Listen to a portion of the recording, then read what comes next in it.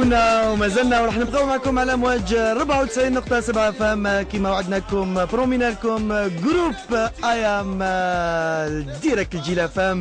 اول مره في الجزائر دي جي بوس جاب مع لي زانفيتي اللي راكم تسناو فيهم على امواجنا. نقول لهم مرحبا بكم بيانفونو.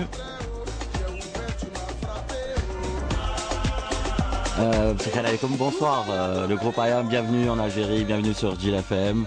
Je sais pas, moi c'est un rêve d'enfant qui se réalise, déjà de rencontrer toute l'équipe d'IAM et puis voilà, et puis c'est pareil pour tous les auditeurs, pour tous les jeunes qui font du rap ici en Algérie. En tout cas, encore une fois, bienvenue. Et être en Algérie, c'est quoi pour vous? C'est surtout pour nous une longue attente, parce qu'on a des messages depuis de nombreuses années en nous demandant pourquoi on vient pas, mais c'est une question qui est revenue souvent dans la journée. On a expliqué aussi qu'on voulait venir dans un contexte où, dans un lieu où on joue demain, voilà, le théâtre de Verdure, ou pas nécessairement un club ou une boîte de nuit. On voulait pas faire ça pour la première venue d'IAM, en tout cas.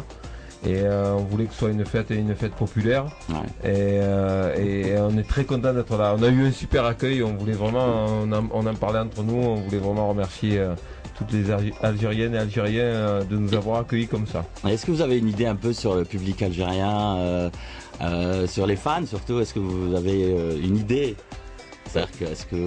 Pas réellement, mais en tout cas, déjà on est à Marseille, il y a des gens qui transitent énormément, donc on a énormément d'amis qui viennent en vacances ici parce qu'ils viennent dans la famille, donc on est à peu près au courant de comment ça se passe. On a entendu dire quand même, bonjour, c'est Imhotep, on a entendu dire que le public algérien était très chaud. Hein. Oui. Très chaud. Notamment dans les concerts, dans les stades, on nous a dit que c'était... La preuve, il fait chaud dehors déjà. C'est garanti.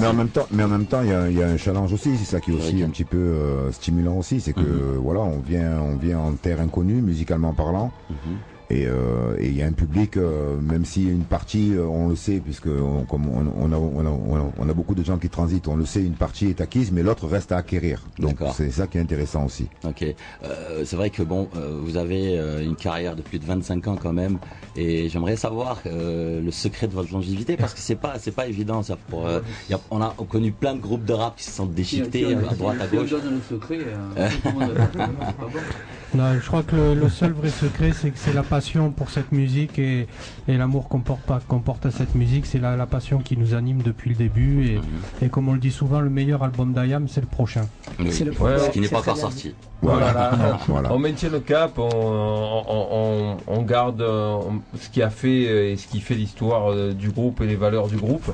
On change pas en fonction des modes ou des époques ou des difficultés, parce que c'est vrai qu'en 25 ans on a eu des très très belles périodes et il y a eu des périodes beaucoup plus compliquées, et je pense que justement c'est ça, on a maintenu le cap et on a surtout un esprit familial à travailler ensemble. On prend vraiment beaucoup de plaisir à être tous ensemble dans le groupe et jouer, faire des concerts, c'est important. J'aimerais savoir aussi, parce que c'est tout le monde qui se pose la question, parce qu'on connaît IAM avec Imhotep, Kefren, Shuriken et Freeman dans cette histoire. C'est malheureusement l'histoire de beaucoup de groupes, hein. C'est ce qui est dommage. D'ailleurs, il a quitté le groupe en 2008. Comme quoi on n'a peut-être pas aussi...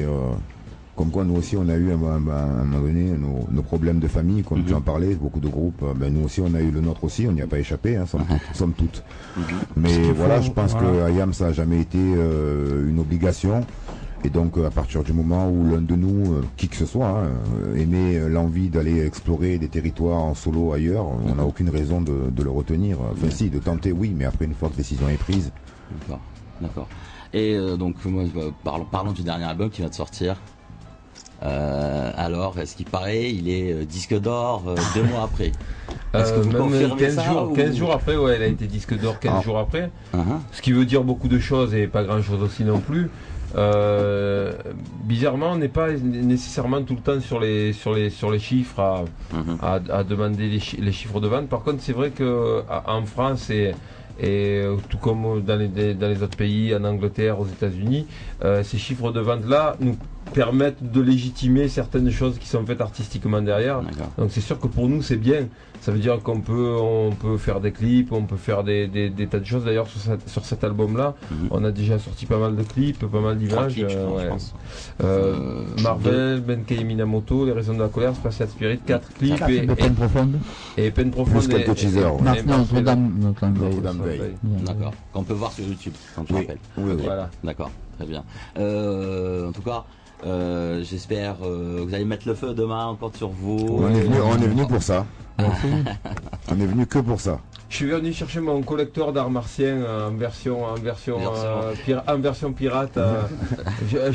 Moi j'en veux un, moi. J'ai tous les albums d'Ayam, Oui, moi aussi. mais pareil. en version pirate Pareil. de chez Gamina Records. Je suis venu chercher ma version personnellement ce coup-ci. Moi, je veux ma cassette, moi. Oui, d'accord. J'ai envie de vous poser une question. Est-ce que vous avez une idée sur les groupes de rap algériens? Est-ce que vous en connaissez? Est-ce que vous avez déjà travaillé avec certains ou...